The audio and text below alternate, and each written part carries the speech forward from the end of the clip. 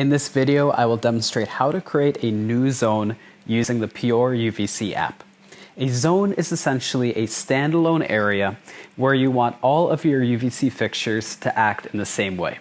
Examples of zones will be single classrooms, offices, bathrooms, or areas where, again, you want all the fixtures to act together.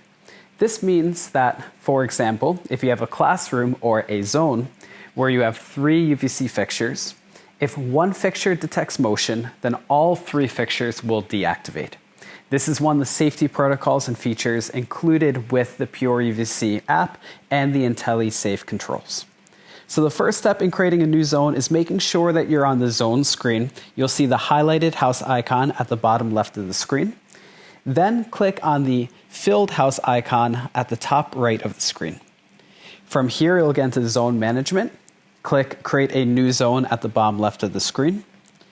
And now from here, the first step is to create a zone name.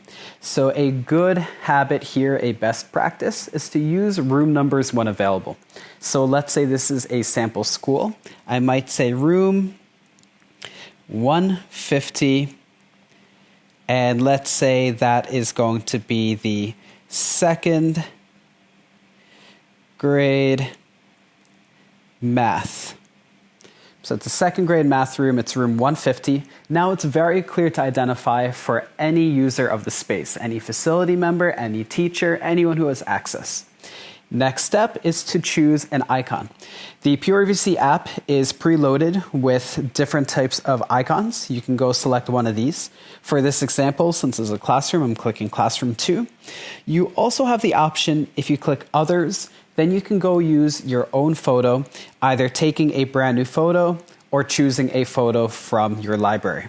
If you would like to, you can take an actual photo of the space and keep a very realistic app going in your Pure UVC app.